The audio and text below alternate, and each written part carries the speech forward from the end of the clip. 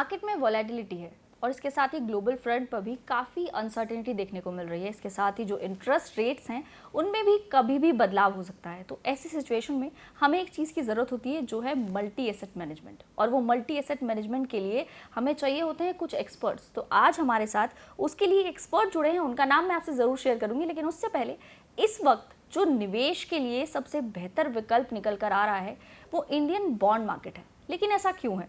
इस bond market में retail investors जो हैं वो कैसे पार्टिसिपेट कर सकते हैं, इसका रिटर्न कितना है, कितना टेन्योर है इसका, इन सब पर हम आज इस एपिसोड में फाइनेंस के फंडे में बातचीत करेंगे। और मेरे साथ मौजूद हैं mister Amit Goyal, chief global strategist Pace 360 से। Sir welcome.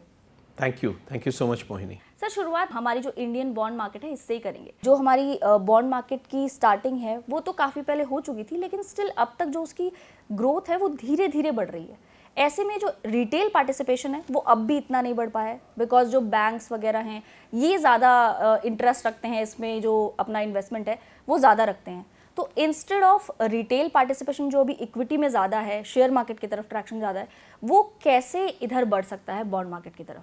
जी, एक तो मोहिनी मैं ये कहना चाहूँगा कि बॉन्ड मार्केट में जो रिटेल पार्टिसिपेशन है वो सारा थ्रू इंस्टीट्यूशंस आ रहा है। तो आपको मालूम है कि म्यूचुअल फंड्स जो हैं वो एक बड़े प्लेयर हैं बॉन्ड मार्केट में, और उनका बल्क ऑफ द मनी जो है वो रिटेल इन्वेस्टर्स से आता है। इसी तरीके से हमारे जो पेंशन फंड्स हैं, हमारा जो इंश्योरेंस का जो कॉर्पस है, वो भी बहुत सारा अमाउंट जो है वो रिटेल इन्वेस्टर्स से थोड़ा थोड़ा अमाउंट ऐड करके वो जो है वो दसियों हज़ारों करोड़ के, लाखों करोड़ के अमाउंट्स बन जाते हैं। तो इनडायरेक्टली जो है वो रिटेल पार्टिसिपेशन तो बहुत ज़्यादा है, मगर हाँ डायरेक्टली जो है वो कम है अभी भी। मगर मैं ये कहूँगा कि पिछले 20 साल में हमने वहाँ पर भी जो है हमने प्रोग्रेस होते देखा है, और हमने देखा है कि धीरे धीरे करके रिटेल इन्वेस्टर्स डायरेक्टली भी बॉन्ड मार्केट में आ रहे हैं।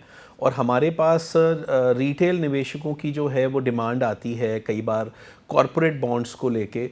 गवर्नमेंट बॉन्ड्स में वो थोड़ा कम इन्वेस्ट करते हैं, मगर कॉरपोरेट बॉन्ड्स में धीरे धीरे करके उनका निवेश बढ़ रहा है। सो आई थिंक हम लोग डायरेक्शनली जो हैं हम लोग सही दिशा में हम जा रहे हैं। जी। और सर जितनी ये अनसर्टेनिटी चल रही है अभी, चाहे वो बाज़ारों को लेके हो, बाज़ार वॉलेटाइल हैं बिकॉज ऑफ इलेक्शन का वक्त है, ये सब चीज़ें चल रही हैं, और जियोपॉलिटिकल फ्रंट पे भी काफ़ी चीज़ें हैं जो अनसर्टेन हैं। इन सब को देखते हुए आपको क्यों लगता है इस वक्त कि हम बॉन्ड मार्केट की तरफ हमें जाना चाहिए इंस्टेड ऑफ इक्विटीज़, जो अभी काफ़ी अच्छा रिटर्न दे चुकी हैं ऑलरेडी? पिछले अगर एक साल की ही मैं बात करूँ तो उसमें बहुत बढ़िया रिटर्न, निफ्टी कहो या फिर किसी भी इंडेक्स में आप कहें तो काफ़ी अच्छा रिटर्न उसमें आया है अभी तक। मोहिनी, एक जो है वो हमारे काफ़ी सारे निवेशकों में जो है एक भ्रम है जिसको कि मैं दूर करना चाहूँगा, और वो भ्रम ये है कि ऐसा नहीं है कि ग्लोबल अनसर्टेनिटी की वजह से जो है वो आपको बॉन्ड मार्केट में पैसा डालना चाहिए। इसका सबसे बढ़िया उदाहरण मैं आपको दे सकता हूँ कि मार्च 2020 में, मार्च अप्रैल 2020 में आपको मालूम है कि कोविड को लेके कितनी अनिश्चितता थी इकोनॉमी में, मार्केट्स में, सबके मन में, क्योंकि कुछ नहीं मालूम था कि ये लॉकडाउन्स कब हटेंगे और ये कब इकोनॉमी जो है वापस रीओपन होएगी। अगर उस समय आपने उन अनिश्चितताओं को देखते हुए अगर आपने बॉन्ड मार्केट में पैसा लगाया होता, पर्टिकुलरली गवर्नमेंट बॉन्ड्स में अगर आपने लॉन्गर टर्म गवर्नमेंट बॉन्ड्स खरीदे होते, तो आप आज भी जो है वहाँ पे लॉस में हैं। तो हमें जो है वो हम एक multi asset macro top down asset management company है, और हमारा ऐसा मानना है कि हर चीज़ की एक साइकिल होती है, हर चीज़ का एक समय होता है। मेरे हिसाब से मार्च अप्रैल 2020 में शायद गवर्नमेंट लॉन्ग टर्म बॉन्ड्स को खरीदने का पिछले 20 साल का वर्स्ट जो पॉइंट था वो मार्च अप्रैल 2020 था, जबकि ग्लोबल अनसर्टेनिटी सबसे ज़्यादा थी। और आज मैं ये कह सकता हूँ कि ग्लोबल अनसर्टेनिटी आज भी काफ़ी ज़्यादा है, मगर अब स्थिति बिल्कुल बदल चुकी है। इंटरेस्ट रेट साइकिल्स अपने बॉटम पे थी 2020 में, और अब इंटरेस्ट रेट्स जो हैं वो पूरे वर्ल्ड में ऐसा लग रहा है कि सेंट्रल बैंक्स काफ़ी हद तक ब्याज की दरें बढ़ा चुके हैं, अब और ब्याज की दरें नहीं बढ़ने वाली हैं। तो चाहे ये अनसर्टेनिटी रहे या ना रहे, मेरे हिसाब से बॉन्ड मार्केट एक बहुत ही बेहतरीन एक निवेश है और एक बहुत अच्छी अपॉर्चुनिटी है, जहाँ पे बहुत कम रिस्क लेकर आप बहुत अच्छा रिटर्न आप कमा सकते हैं।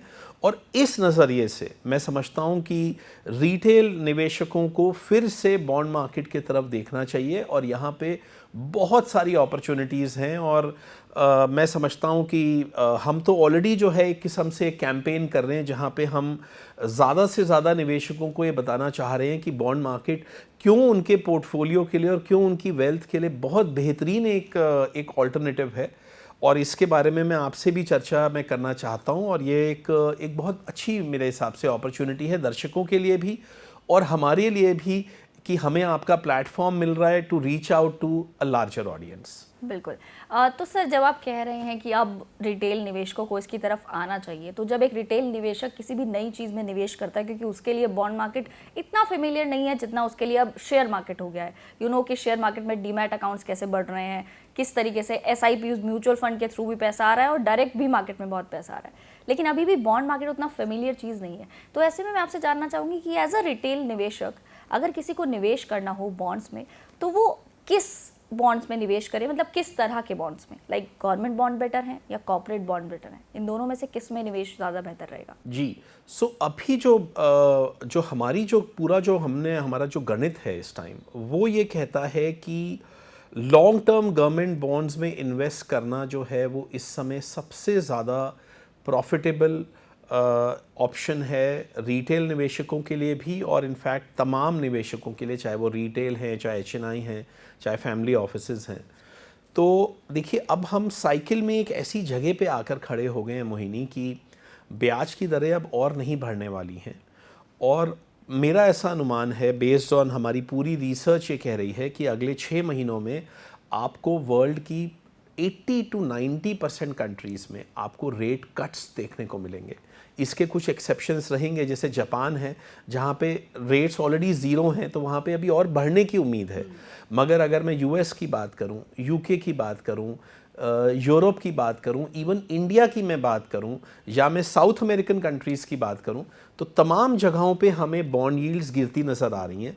और अगर ऐसा होता है तो लॉन्ग टर्म गवर्नमेंट बॉन्ड्स एक उच्चतम जो है एक ऑल्टरनेटिव है। और मैं समझता हूं कि अगर इंडिया की मैं बात करूं तो अभी हमारे जो 30 ईयर इंडियन गवर्नमेंट बॉन्ड्स हैं वो 7.17 की यील्ड पे वो ट्रेड कर रहे हैं। और मुझे ऐसा लगता है कि अगले 1.5 से लेकर 2 साल में ये जो हैं 6% के करीब जो है ये ब्याज की दरें लॉन्ग टर्म बॉन्ड्स में पहुंच जाएंगी। और आप यकीन मानिए अगर एक 30 ईयर बॉन्ड में अगर ब्याज की दरें 120 पॉइंट कम होती हैं तो जो आपका एब्सोल्यूट जो कैपिटल गेन आता है वो तकरीबन 21 से लेके 22% का एब्सोल्यूट गेन आता है। जो आपको ब्याज मिल रहा है 7%, 7.17% हर साल, वो तो आपका है ही है। मगर अगर मैं ये 2 साल में अगर ये टारगेट्स अचीव होते हैं तो आपको 2 साल में 14.5% के करीब तो आपको जो है केवल YTM मिल जाएगा और उसके अलावा 21-22% का कैपिटल गेन मिल जाएगा। यानी कि 2 साल में आपको 35 से लेकर 36% का एब्सोल्यूट गेन आपको मिल सकता है। तो इस समय मैं कॉर्पोरेट बॉन्ड्स में जाने की सलाह नहीं दूंगा क्योंकि कॉर्पोरेट बॉन्ड्स के जो स्प्रेड्स हैं वो बहुत टाइट हैं इस टाइम, क्योंकि मार्केट्स में काफ़ी बूम है, लोग बहुत ज़्यादा जो हैं वो आशान्वित हैं, होपफुल हैं अबाउट इकोनॉमी। तो ऐसे में कॉर्पोरेट बॉन्ड के स्प्रेड कम हो जाते हैं। तो हम हमेशा ये कहते हैं कि अगर आपको बूम टाइम में अगर आपको इन्वेस्ट करना है और अगर interest rate cycle peak out कर चुकी है, जो कि हमारे जहन में हो चुकी है, तो आपके लिए लॉन्ग टर्म गवर्नमेंट बॉन्ड्स एक बेहतरीन एक ऑल्टरनेटिव है। और जैसे जैसे कॉर्पोरेट बॉन्ड्स के स्प्रेड बढ़ेंगे हम उनको भी आने वाले समय में देखेंगे, बट अभी long term government bonds best alternative लगता है। बिल्कुल सर, जैसे कि आपने कहा कि अगर यील्ड्स कम होती हैं तो हमें उसका बहुत फ़ायदा मिलेगा। तो जो निवेशक बिल्कुल नए हैं, आप उन्हें एक बार ये समझाइए कि जो जब यील्ड्स कम होती हैं तो उससे हमें फ़ायदा मिलता कैसे है एक्चुअली। जी, बहुत अच्छा सवाल है मोहिनी। देखिए, मान लीजिए आज जो है 30 ईयर इंडियन गवर्नमेंट बॉन्ड जो है 7.17 यानी कि 7.17% की यील्ड पे ट्रेड कर रहा है और आज आपने वो 30 ईयर बॉन्ड खरीद लिया तो आपको अगले 30 साल तक आपको हर साल 7.17% का YTM आपको मिलता रहेगा। अब मान लीजिए 2 साल बाद ब्याज की दरें एक्चुअली 6% हो गई तो तब जो है ये जो YTM अभी ट्रेड कर रहा है 7.17 का, वो हो जाएगा 6%। तो आपने जो पर्टिकुलर बॉन्ड खरीदा हुआ है उसका दाम काफ़ी बढ़ना होएगा, जिससे कि उसी बॉन्ड पे यील्ड जो है, जैसे जैसे दाम बढ़ेंगे वैसे वैसे ब्याज की दर कम हो जाती है। फॉर एग्जाम्पल, अगर आप एक 7% का बॉन्ड है और आज उसकी कीमत 100 रुपये है, अगर यही 2 साल बाद उसकी कीमत अगर 110 रुपये हो जाती है, तो जो कूपन रेट है वो तो सेम ही है 7% का। तो अभी आपकी यील्ड 7% है, मगर 110 का जब ये भाव हो जाएगा तो आपकी यील्ड अपने आप घट के 7 से जो है 6.30 पे रह जाएगी। तो जैसे जैसे दाम बढ़ते हैं, यील्ड्स जो हैं, जो ब्याज आपको मिल रहा है वो कम होता रहता है। और रिवर्स लॉजिक भी ऐसे ही काम करता है, जैसे जैसे ब्याज की दरें कम होंगी बॉन्ड्स के दाम जो हैं बढ़ते जाएंगे, क्योंकि उनका कूपन सेम रहता है।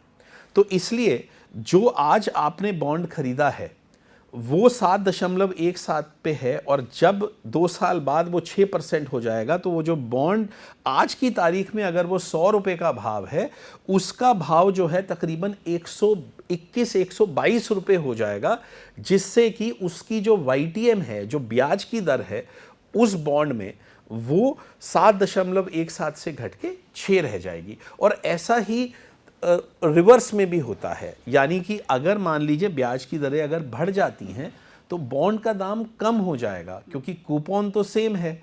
तो उसी कूपन पे ज़्यादा ब्याज की दर कब मिलेगी? जब उस बॉन्ड का कीमत 100 रुपये से 90 रुपये हो जाएगी, तो जो है वो ब्याज की दर उसमें बढ़ जाएगी, और 100 से जब वो 110 हो जाएगी तो उसकी जो है वो यील्ड गिर जाएगी। तो ये इस तरीके से इनका रिलेशनशिप चलता है।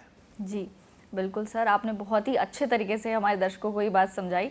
और जैसे कि जब इनमें हम निवेश करते हैं तो इनका जो टेन्योर होता है गवर्नमेंट बॉन्ड्स का स्पेशली, वो काफ़ी लंबा रहता है। मतलब मेनली जैसे कि आपने 30 ईयर बॉन्ड्स की बात की, ऐसे कभी 10 ईयर्स, कभी 20 ईयर्स। तो ऐसे में निवेशकों के लिए सवाल उठता है कि अगर उन्हें एक अच्छा रिटर्न चाहिए तो क्या उन्हें लास्ट तक, लाइक 30 ईयर्स का अगर उनका टेन्योर है, तो क्या उन्हें पूरे टेन्योर तक उसमें निवेशित रहना चाहिए, या फिर जैसे हम म्यूचुअल फंड में करते हैं कि हम कई बार देखते हैं कि दूसरी जगह ज़्यादा इंटरेस्ट रेट्स आ रहे हैं, दूसरी जगह ज़्यादा फ़ायदा हो रहा है, दूसरी एसेट क्लास ज़्यादा परफॉर्म कर रही है कुछ और, तो हम वहाँ शिफ्ट करना उनके लिए, इन दोनों में से क्या बेहतर ऑप्शन रहता है? देखिए, आज हम 30 ईयर गवर्नमेंट बॉन्ड अगर आज हम खरीद रहे हैं तो उसमें जो है हमारी इंटेंशन उसको 30 साल के लिए होल्ड करने की बिल्कुल नहीं है। हमारी इंटेंशन जो है एक मैक्रो इकोनॉमिक साइकिल प्ले करने की है।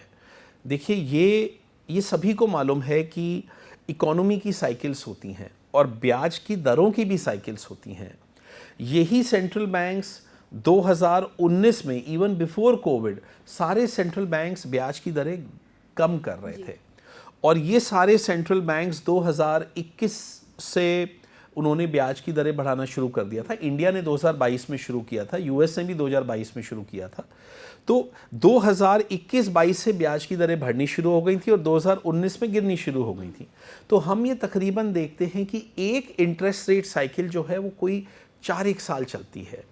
तो अगर आज ब्याज की दरें अपने उच्चतम स्तर पे हैं तो उनको अपने निचतम स्तर पे आने के लिए, लोएस्ट रेट पे आने के लिए आपको तकरीबन उसमें 2 से लेकर 3 साल का समय आपको देना होगा, और आपको अपने ये लॉन्ग टर्म बॉन्ड्स को वहाँ पर सेल कर देना है। क्योंकि अगर आपने उनको सेल नहीं किया और ब्याज की दरें नीचे आके अगर वो दोबारा बढ़ गई, तो आपका जो कैपिटल गेन जो है, जो कि आपको मिलेगा जब ब्याज की दरें नीचे आ जाएंगी, वो पूरा का पूरा न्यूट्रलाइज हो जाएगा। यानी कि वो जो कैपिटल गेन है वो इट विल बी ऑफसेट, उतना ही उसमें लॉस आ जाएगा, क्योंकि ब्याज की दरें हो सकता है वापस वहीं आके खड़ी हो जाएं जहाँ पे वो आज हैं।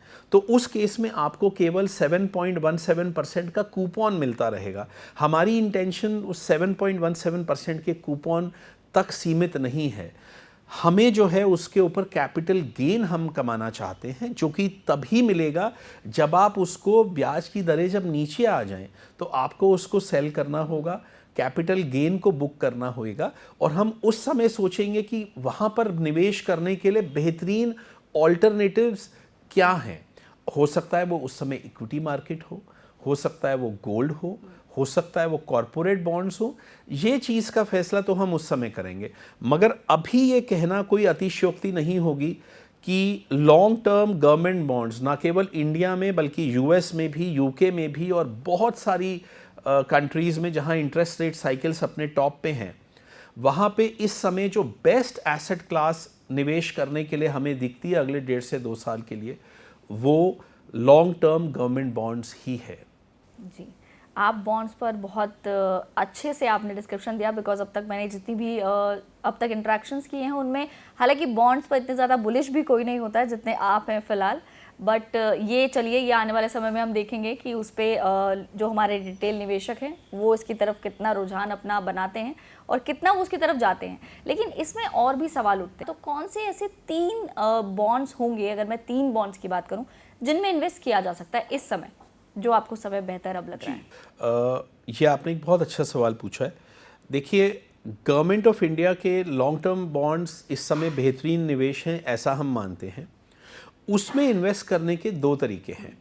या तो आप म्यूचुअल फंड रूट से चले जाएं और आप ये देखें कि कौन सा ऐसा म्यूचुअल फंड की स्कीम या स्ट्रैटेजी है जो कि लॉन्ग टर्म गवर्नमेंट बॉन्ड्स में इन्वेस्ट कर रहा है, और आपको ऐसे ज़रूर ऑल्टरनेटिव्स मिल जाएंगे। हो सकता है 30 साल के ना मिले, मगर मैं समझता हूँ कि आपको 25 साल, 27 साल, 23-24 साल के आपको बड़े ऑल्टरनेटिव्स मिल जाएंगे जिनकी मैच्योरिटी इतनी होगी। म्यूचुअल फंड एक बेहतरीन तरीका है लॉन्ग टर्म गवर्नमेंट बॉन्ड्स में इन्वेस्ट करने के लिए, क्योंकि वहाँ पर जो है वो आपको, देखिए, अब वो वाला टैक्स एडवांटेज तो नहीं है। अफेक्टिव 1 अप्रैल 2023 में गवर्नमेंट ने कुछ चेंजेस किए थे बजट के थ्रू, जहाँ पे कि अगर म्यूचुअल फंड्स में आप फिक्स्ड इनकम में इन्वेस्ट करते हैं तो आप 3 साल भी अगर होल्ड करेंगे तो आपका जो कैपिटल गेन है वो लॉन्ग टर्म नहीं रहेगा, वो अब शॉर्ट टर्म ही कहलाएगा, चाहे आप 3 साल होल्ड करें चाहे आप 5 साल होल्ड करें। ये स्थिति बिल्कुल विपरीत थी 31 मार्च 2023 तक, जहाँ पे कि अगर आप 3 साल या उसके आगे तक होल्ड करते थे तो आपका कैपिटल गेन्स शॉर्ट टर्म की जगह लॉन्ग टर्म बन जाता था, जहाँ पे जो कैपिटल गेन्स टैक्स रेट है वो 20% विद इंडेक्सेशन होता था। अब ऐसा नहीं है। अब चाहे आप उस फंड को 6 महीने के लिए होल्ड करें और चाहे आप 10 साल के लिए होल्ड करें, आपको शॉर्ट टर्म कैपिटल गेन्स ही लगेगा। मगर इसके बावजूद क्यों बेहतर है म्यूचुअल फंड रूट बजाय कि डायरेक्ट बॉन्ड में इन्वेस्ट करने के? देखिए, डायरेक्ट बॉन्ड में इन्वेस्ट करना जो है वो आपको एग्जैक्टली वही मेच्योरिटी का आपको बॉन्ड मिल जाए। उसमें कुछ मिनिमम टिकट साइजेस होते हैं, उसमें कुछ ऑपरेशनल चीज़ें होती हैं, लॉजिस्टिकल चीज़ें होती हैं, जिसके वजह से एक रिटेल निवेशक के लिए अभी भी म्यूचुअल फंड रूट ही बेहतर है।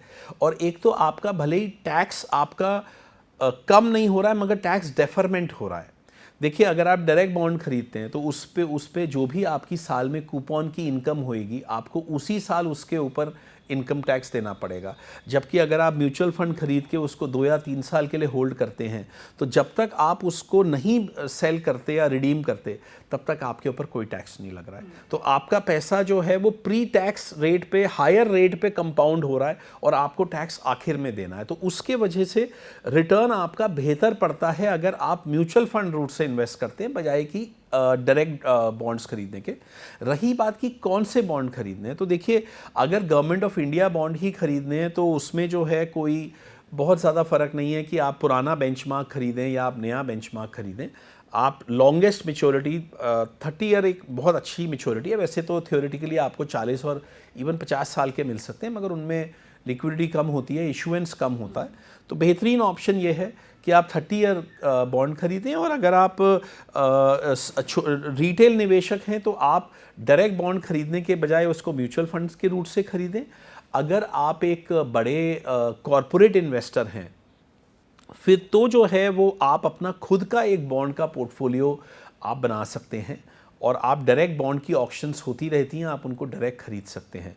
तो इसलिए जो है वो कॉरपोरेट बॉन्ड अभी हम खरीदने की सलाह नहीं दे रहे हैं। तो आप सीधे सीधे जो है या तो आप गवर्नमेंट बॉन्ड 30 साल का डायरेक्ट खरीद लीजिए या उससे मिलती जुलती मैच्योरिटी का म्यूचुअल फंड खरीद लीजिए। जी, तो सर, इन बॉन्ड्स को सेकेंडरी मार्केट के थ्रू भी खरीदा जा सकता है? जी, सेकेंडरी मार्केट के थ्रू भी खरीदा जा सकता है, मगर उसमें ध्यान करने वाली बात यह है कि अगर आपका वॉल्यूम कम है तो उसमें आपको जो है वो जो एक्चुअल जो मार्केट का जो इंटरेस्ट रेट चल रहा है फॉर इंस्टीट्यूशनल इन्वेस्टर्स, आपको वो वाला ब्याज नहीं मिलेगा, आपको उससे कम मिलेगा, क्योंकि रिटेल जो इन्वेस्टर्स होंगे उनका टिकट साइज़ छोटा होगा तो स्प्रेड्स उसमें ज़्यादा होंगे। तो यही वजह है कि हम ये स्प्रेड्स के वजह से, लिक्विडिटी इश्यूज़ के वजह से हम रिटेल इन्वेस्टर्स को म्यूचुअल फंड रूट से ही जाने की सलाह देंगे। मगर हाँ, जो लार्ज फैमिली ऑफिसेज हैं, कॉर्पोरेट ट्रेजरीज हैं, उनके अपने अमूमन उनकी अपनी बॉन्ड डेस्क होती है और वो काफ़ी अग्रेसिवली उसमें ट्रेड भी करते रहते हैं। अगर आज मान लीजिए कि वो 30 ईयर में इन्वेस्ट कर रहे हैं, मगर सडनली मान लीजिए कि 3 महीने बाद यील्ड्स बहुत नीचे आ गई और उनको लग रहा है कि नहीं, अब ये जो है यील्ड्स यहाँ पे और नीचे नहीं आएंगी बल्कि थोड़ी सी बढ़ सकती हैं कुछ टाइम के लिए, तो वो अपने 30 ईयर बॉन्ड में प्रॉफिट बुक करके अपनी मैच्योरिटी कम 10 साल या 5 साल वाले में पैसा डाल सकते हैं। रिटेल निवेशक के लिए ये करना तकरीबन जो है वो असंभव होगा। सो इसलिए रिटेल निवेशक को म्यूचुअल फंड रूट से जाना चाहिए और लार्ज निवेशकों को या तो डायरेक्ट आप ऑक्शन रूट से खरीद सकते हैं, गवर्नमेंट की जो डायरेक्ट ऑक्शंस होती हैं, या फिर आप सेकेंडरी मार्केट में भी बाय कर सकते हैं। दोनों ही ऑप्शंस आपके लिए खुले हुए हैं। तो सर, जैसे आपने कहा कि इस वक्त हम बॉन्ड मार्केट में पूरी तरीके से अपना, मतलब अगर हमें इन्वेस्टमेंट डालना हो तो हम उसमें इस वक्त इन्वेस्ट कर सकते हैं एक तौर पे। तो अगर किसी का पोर्टफोलियो हो और उसे अपने पोर्टफोलियो में बॉन्ड की कितनी हिस्सेदारी इस वक्त एलोकेट कर देनी चाहिए, पूरी या फिर एक पार्टिसिपेशन, एक कुछ परसेंटेज आप बताना चाहेंगे? देखिए, हम कभी भी ऐसा मशवरा नहीं देते कि आप एक ही एसेट क्लास में पूरे 100% इन्वेस्ट हो जाएं, क्योंकि देखिए एक वित्तीय तौर पे जो अनिश्चितताएं हैं वो बनी हुई हैं और वो आगे भी रहेंगी। ब्रॉडली स्पीकिंग ज़रूर ऐसा लग रहा है कि ब्याज की दरें पीक आउट कर चुकी हैं और आने वाले समय में गिरेंगी, मगर कल को मान लीजिए कि कोई बड़ा कोई जियोपॉलिटिकल कोई बहुत मेजर इवेंट हो जाए, जो कि ऐसा लगता तो नहीं है ऐसा कुछ होने वाला है, मगर अगर मान लीजिए हो जाए और ये जो क्रूड ऑयल है जो कि अभी काफ़ी निचले स्तरों पे ट्रेड कर रहा है, ब्रेंट क्रूड जो है वो केवल 83-82 के घरों में ट्रेड कर रहा है, यही मान लीजिए $110 हो जाए, तो जाहिर है कि इन्फ्लेशन जो है वो दोबारा बढ़ जाएगा। इन्फ्लेशन बढ़ेगा तो सेंट्रल बैंक्स रेट कट नहीं कर पाएंगे। तो ये सारा जो हमारा एक तरीके से जो क्रिस्टल बॉल गेजिंग है, ये कुछ सिचुएशंस में ये क्रिस्टल बॉल गेजिंग जो है वो हो सकता है कि सही ना प्रूव होए। तो आपको किसी भी कीमत पे आपको 100% तो नहीं डालना है लॉन्ग टर्म गवर्नमेंट बॉन्ड्स में, मगर मैं समझता हूँ कि एक निवेशक के लिए कम से कम इस समय कोई 25 से लेके 30% ऑफ दी पोर्टफोलियो अगर वो long term government bonds through mutual funds या डायरेक्ट रूट अगर वो डालते हैं तो मुझे लगता है वो एक अच्छा इस टाइम ऑप्शन है। और यही अगर आप हमसे 4 साल पहले अप्रैल मई 2020 में अगर आप हमसे पूछते तो हमारा वो एलोकेशन ज़ीरो होता, क्योंकि उस समय हमें क्लियरली दिख रहा था कि इक्विटीज़ बहुत अच्छा करने वाली हैं, हमें दिख रहा था कि गोल्ड बहुत अच्छा करने वाला है, तो उस समय हमारा प्रेफरेंस जो था वो उन एसेट क्लासेस के लिए था। मगर अब मई 2024 में हम काफ़ी क्लियर हैं कि आने वाले समय में बेस्ट पॉसिबल इन्वेस्टमेंट्स में से की श्रेणी में ये कहीं ना कहीं उच्चतम स्तर पे है लॉन्ग टर्म गवर्नमेंट बॉन्ड्स, और ये चीज़ फिर चेंज हो जाएगी जब मैक्रो इकोनॉमिक साइकिल टर्न करेगी, मगर अभी 2-3 साल तक ऐसी उम्मीद नहीं है। तो हमें लगता है कि 2-3 साल तक आप लेके बैठ सकते हैं, मगर not more than 25 to 30% of the overall portfolio. जी, तो सर 25 से 30% तो बॉन्ड हो गया, इसके अलावा जो बचा हमारे पास, मान लीजिए 70% हमारे पास जो बचा पोर्टफोलियो में, वो क्या एडिशन रहना चाहिए? तो देखिए, अभी जो है वो लास्ट ईयर हमारी जो ब्रेकआउट एसेट क्लास जिसमें हम बहुत ज़्यादा बुलिश थे वो गोल्ड थी, और गोल्ड उस समय जो है वो तकरीबन 56-57 हज़ार रुपये चल रहा था MCX में, और कॉमेक्स में $1810-15 चल रहा था, और ये बात ज़्यादा दूर की नहीं है, अक्टूबर की ही है। वहाँ से वो ऑलमोस्ट 30% बढ़ गया है। तो अब हमारी ब्रेकआउट एसेट क्लास गोल्ड नहीं है, क्योंकि उसमें एक तेज़ी आ चुकी है। हम अभी भी लॉन्ग टर्म बुलिश हैं गोल्ड में।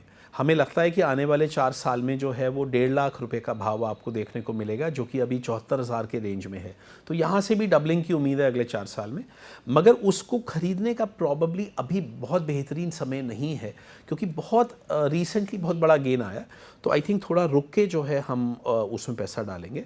तो मैं समझता हूँ कि गोल्ड में निवेश जो है वो अगले 3-4-5 महीनों में दोबारा वो मौका बनेगा जहाँ पे कि गोल्ड दोबारा से एक बहुत अच्छी इन्वेस्टमेंट बन जाएगा। मगर इन द मीनवाइल आप अपने बाकी पैसे को जो है वो 2-3-4 साल की मैच्योरिटी के कॉरपोरेट बॉन्ड्स में आप पैसे को डाल सकते हैं, आप कॉरपोरेट बॉन्ड फंड्स में भी जो है पैसे को डाल सकते हैं।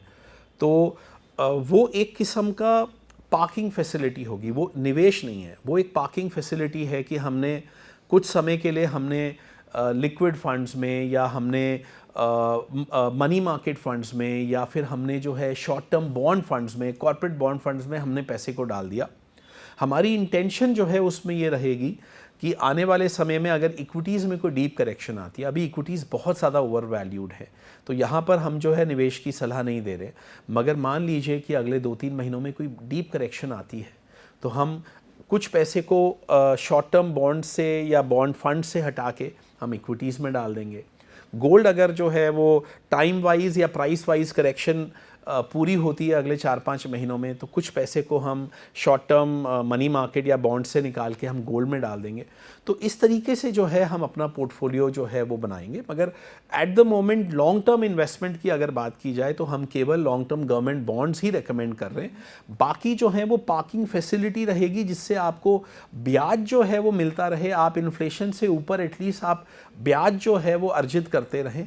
मगर कहीं ना कहीं जाके या तो हम उसको इक्विटीज़ में इन्वेस्ट करेंगे या हम उसको गोल्ड में इन्वेस्ट करेंगे, या आप तो ग्लोबल इक्विटीज़ के भी ETF इंडिया में हैं, वहाँ भी इन्वेस्ट कर सकते हैं। तो तमाम ऑप्शंस खुले हुए हैं, मगर अभी उनमें से कोई भी जो है हमें ऐसा नहीं दिख रहा है कि वो कोई बहुत अच्छे बाइंग लेवल्स पे है। बिल्कुल। और सर जैसे कॉर्पोरेट बॉन्ड्स की आपने बात की, तो कॉर्पोरेट बॉन्ड्स में डिविडेंड जो अभी जब डिविडेंड आता है उसमें, तो उसका क्या प्रोसीजर है या उससे निवेशकों को फ़ायदा होता है? कितना वो उसको कंसिडर कितना कर सकते हैं अपनी इन्वेस्टमेंट के पर्पस से? लाइक हम जब कोई शेयर खरीदते हैं तो कई बार जो निवेशक अच्छे तरीके से निवेश करते हैं वो पहले जो रिसर्च करते हैं उसमें देखते हैं कि कंपनी डिविडेंड देती है, कितना डिविडेंड आ रहा है, और ऑब्वियसली उससे भी उनको जब क्वार्टरली डिविडेंड उनके पास आता है तो उनको प्रॉफिट होता है उससे। तो उस तरीके से क्या बॉन्ड में भी वो चीज़ सेम पर्पस से लागू होती है? बिल्कुल लागू होती है। तो देखिए एक छोटा सा फ़र्क ये है कि उसको हम बॉन्ड्स के केस में हम इंटरेस्ट बोल देते हैं कि ये हमारा क्या कूपन है जो कि आपको या तो हर 6 महीने में मिलता है या हर 12 महीने में। कुछ तो आजकल ऐसे भी कॉर्पोरेट बॉन्ड्स हैं जो मंथली आपको कूपन पे करते हैं, कुछ क्वार्टरली पे करते हैं। तो ऐसे बहुत सारे निवेशक होते हैं जिनकी की एक रिक्वायरमेंट होती है कि भाई उनको रेगुलर इनकम भी चाहिए अपनी लिक्विडिटी नीड्स के लिए, अपने एक्सपेंसेस के लिए। तो उनके लिए वो एक बहुत बेहतरीन ऑप्शन है कि आप जो है वो बॉन्ड्स में डाल दें और उसमें जो भी मंथली, क्वार्टरली, 6 मंथली आपको इंटरेस्ट मिलता रहे, आप उससे जो है अपनी लिक्विडिटी आप नीड्स मीट आउट कर लें। मगर उसमें ध्यान करने वाली बात यह है कि आपको उसके ऊपर अपने मार्जिनल इनकम टैक्स रेट पे आपको उसके ऊपर टैक्स हर साल पे करना पड़ेगा। तो अगर आप मान लीजिए 39% टैक्स ब्रैकेट में हैं तो वो जाहिर है कि आपको कूपन अगर 8% का आ रहा है तो आपके घर में जो है वो सिर्फ 5% बचेगा, बाकी 3% जो है हर साल सरकार को चला जाएगा।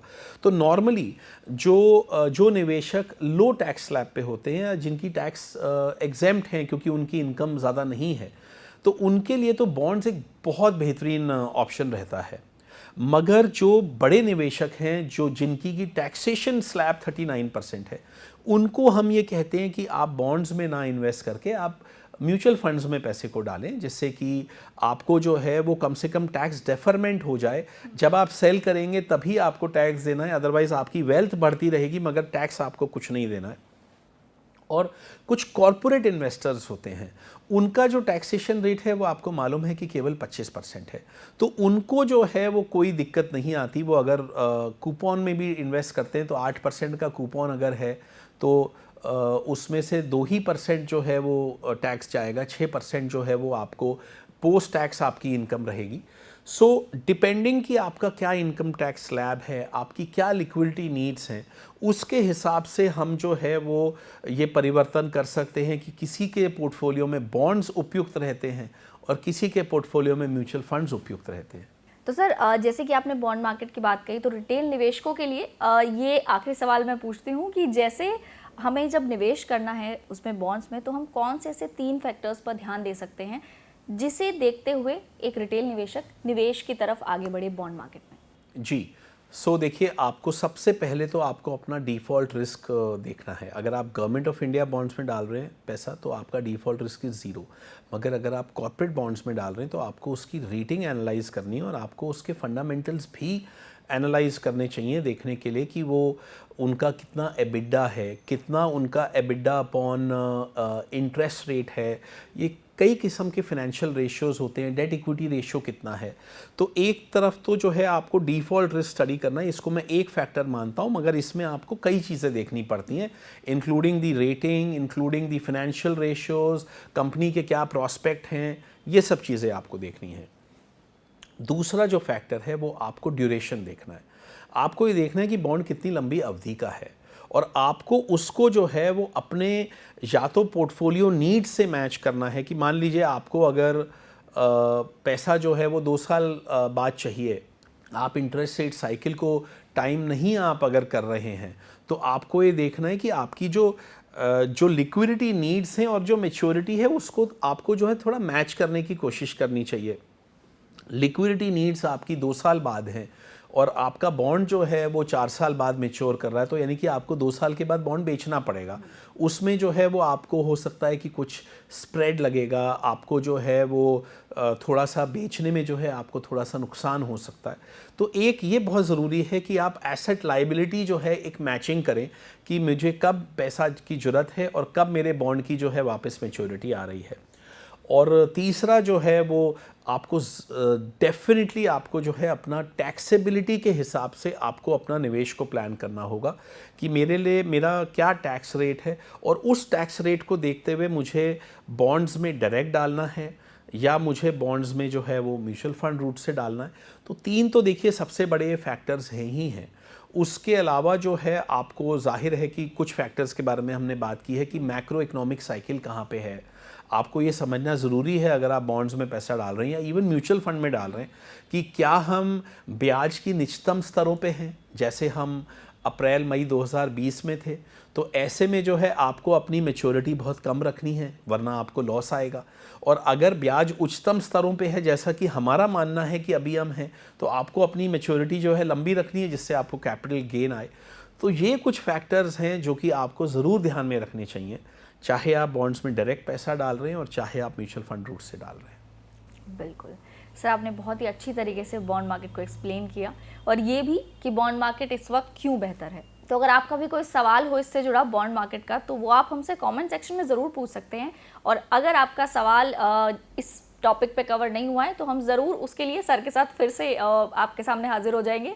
तो सर, आपका बहुत बहुत शुक्रिया आज हमारे साथ जुड़ने के लिए और हमारे दर्शकों को इतने अच्छे तरीके से बॉन्ड मार्केट समझाने के लिए। और आपसे फिर मुलाकात होगी फाइनेंस के फंडे में अगले एपिसोड में। फिर मिलेंगे, तब तक के लिए देखते रहें और अपने सवाल ज़रूर पूछते रहें।